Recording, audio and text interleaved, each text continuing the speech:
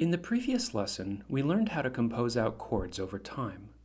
In this video, we'll see how that knowledge affects our understanding of music composed by others.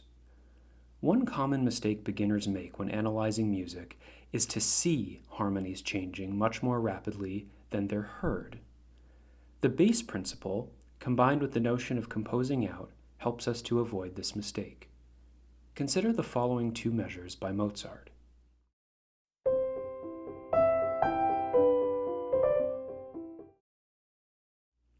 What is the chord being expressed in the first bar?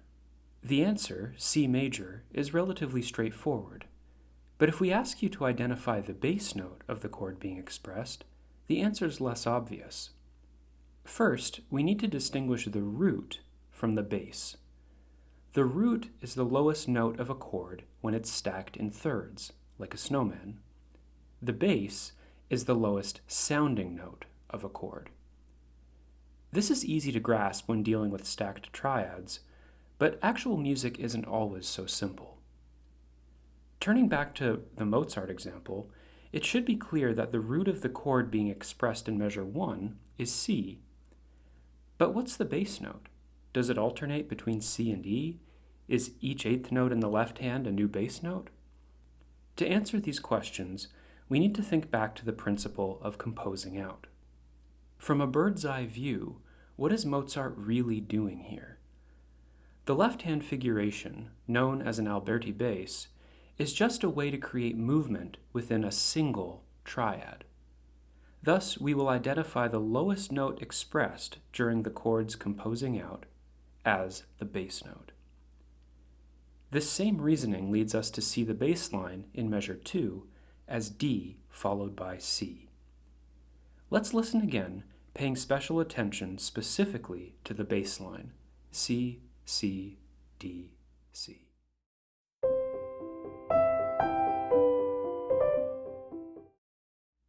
Orchestral musicians might find it helpful to think about the bass principle in another way. If we arrange the excerpt for orchestra, what would the cellos play? If they played the left hand verbatim, the result would be a rather intense singing line where none was intended. Instead, the cellos would be responsible for just the bass notes. Here's a sample orchestration of Mozart's sonata.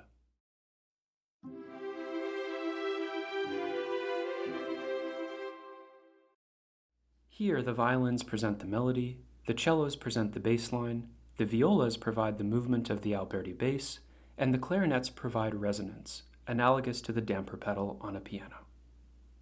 Now that we're able to identify the chord being expressed in a given passage, as well as the bass note, let's walk through an analysis of the first few measures of a Chopin waltz. Note that this example introduces a new concept, non-chord tones, that we'll explore in depth later on.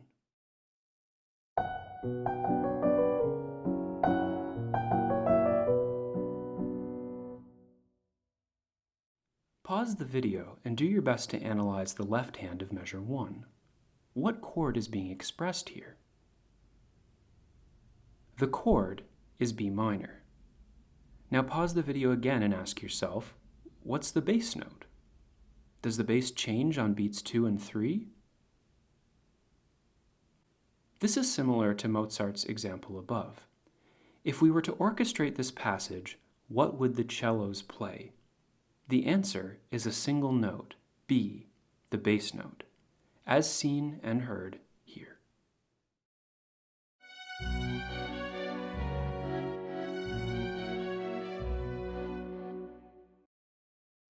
Following this logic through measures 1 through 4, we find that the bass note changes on the downbeat of each measure, B, C sharp, A sharp, B.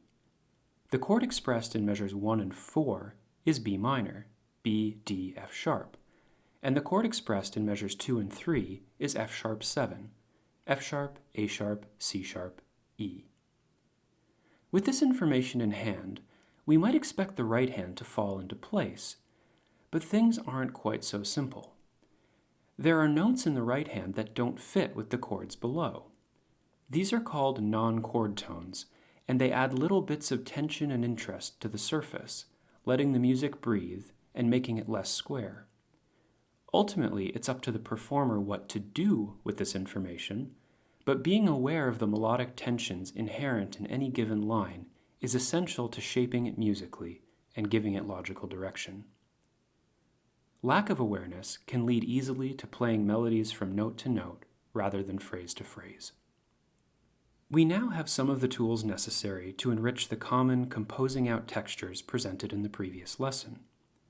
In particular, if we consider non-chord tones as small detours from the beaten path, we can create musical interest by adding subtle shades to the expression of simple chords.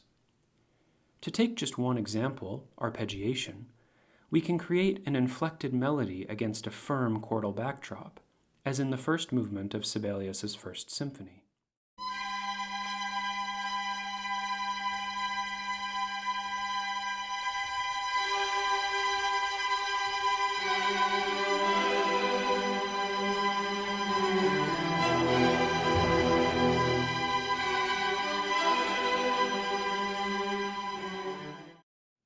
Or we can create a colorful accompaniment pattern by shaping figures loosely around a single chord, as in the opening movement of Rachmaninoff's Second Piano Concerto.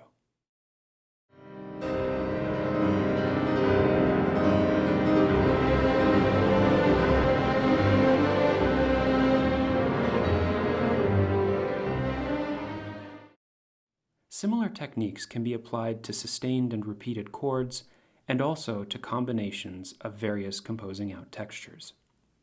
As ever, the only limit to invention is the composer's imagination.